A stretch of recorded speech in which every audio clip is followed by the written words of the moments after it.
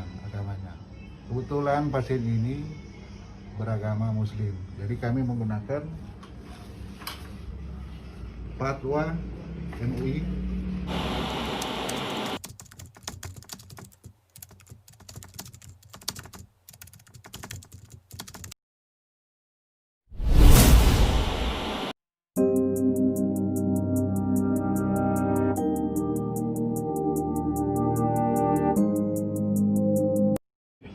Selamat malam, Shalom, Assalamualaikum warahmatullahi wabarakatuh.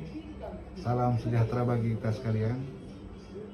Saya Dr. Franky PPK Menkes, selaku Direktur Rumah Sakit Gemim Pancaran Kasih Manado, bersama direksi dan segenap karyawan mengucapkan turut berbelasungkawa atas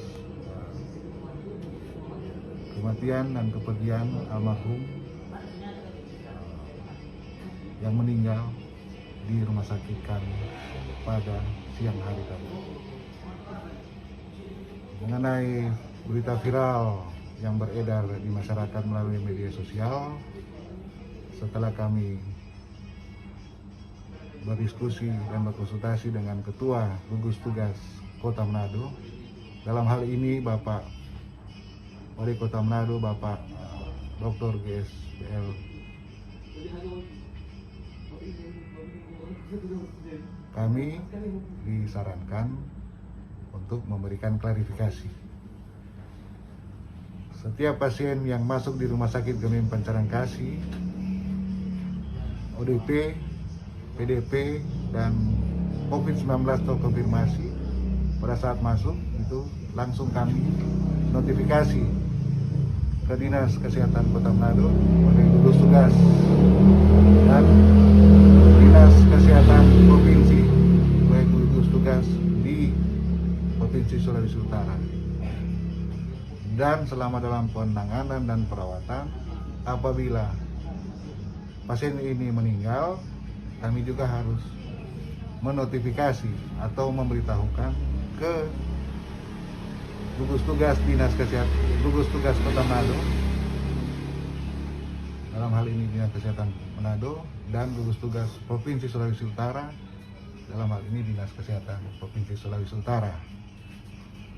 Dan apabila pasien PDP, ODP, COVID-19 terkonfirmasi meninggal, ada protokol yang digunakan, yaitu protokol jenazah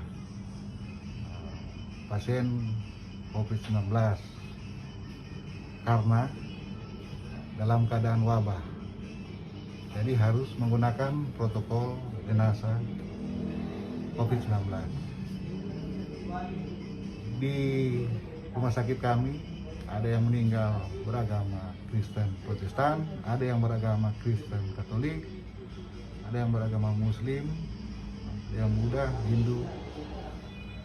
Tentu masing-masing ada penanganan sesuai dengan keyakinan agamanya. Kebetulan pasien ini beragama Muslim, jadi kami menggunakan fatwa MUI tahun 2020 nomor 18 tentang pedoman pengurusan jenazah Muslim yang terinfeksi COVID-19. Di pasal 7 disebutkan jenazah bisa dimandikan, bisa dikafani dan disolatkan, tentu dengan atas dasar pertimbangan untuk memandikan dan mengkafani itu oleh petugas, dan untuk mensolatkan oleh pemuka agama yang beragama Muslim. Biasanya di kami dia kebijakan, karena ini bukan yang pertama, tentu karena yang mensolatkan, memandikan dan mengkafani menanggung risiko yang bisa terjadi, dalam hal ini tertular, maka dia harus menggunakan APD level 3, dalam hal ini APD lengkap. Dan biasanya kami memberikan insentif sebesar 500.000 per orang. Kebetulan yang terjadi tadi adalah yang memandikan pemuka agama, yang mengkafani dan mensolatkan. Ini cuma satu petugas, biasanya ada 3. Insentif biasanya sudah keluar 3. Yang menerima adalah pemuka agama. Petugas kami di sana melaporkan, dok, ada 2 insentif yang tertinggal. Yang saya instruksikan, berikan saja ke siapa saja yang ada di situ. Dan kebetulan yang ada di situ keluarga. Dan menurut petugas, keluarga tidak menerima. Jadi itu ada miskomunikasi, mungkin ada kesalahpahaman. No? Kalaupun kami salah, kami mohon maaf, tapi dari lubuk hati kami yang terdalam, kami hanya menjalankan kebijakan yang telah dibuat. Dan misalnya pun kalau diterima, anggaplah itu sebagai ungkapan bela sungkawa. Bukan dalam hal ini yang beredar isu kami menyogok untuk mengatakan pasien ini COVID-19. Untuk menentukan pasien ini COVID-19, dia harus melakukan pemeriksaan swab PCR dan dia harus positif. Sepanjang dia belum ada hasil, nggak bisa dia tentukan dia pasien ini COVID-19 terkonfirmasi. Di dalam hal ini pasien ini terdiagnosa sebagai PDP COVID-19. Untuk protokol yang digunakan adalah harus protokol penanganan jenazah COVID-19. Kedua, untuk klarifikasi masalah bahwa kami membolehkan untuk dibawa pulang, ini kami klarifikasi, sebab sama yang saya terangkan tadi, semua pasien yang meninggal dengan ODP, PDP, COVID-19 dan COVID-19 terkonfirmasi harus dinotifikasi ke Dinas Kesehatan Manado, gugus tugas Manado, Dinas Kesehatan Manado dan BNPB Kota Manado, Polsek dan Ramil. Jadi kami sudah melakukan apa yang menjadi tugas dan kewajiban kami.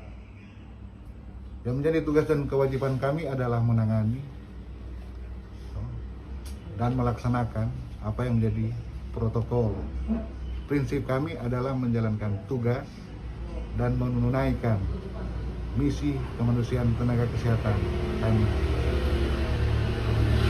Kalaupun ada kesalahan, mungkin miskomunikasi antara kedua belah pihak, kami mohon maaf. Dan yang kedua, kalau kami membolehkan, itu mungkin tidak, karena kalaupun kami membolehkan, kami bisa diproses melanggar protokol penanganan. Jadi mungkin ada miskomunikasi yang selama ini. Siapapun yang merasa kehilangan, kalaupun terjadi pada kami, pasti akan merasa ada perasaan berat. Tapi semua itu sudah menjadi kehendak yang Maha Kuasa.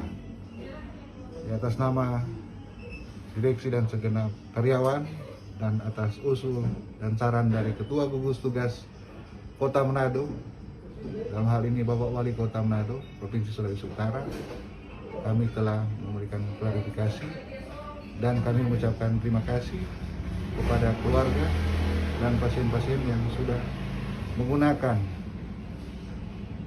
fasilitas rumah sakit kami untuk berobat dan menangani pasien. Sekali lagi, atas nama direksi, kami mengucapkan turut berbelasungkawa yang sebesar-besarnya. Kiranya Tuhan memberkati kita sekalian, dan selamat malam dan salam sehat.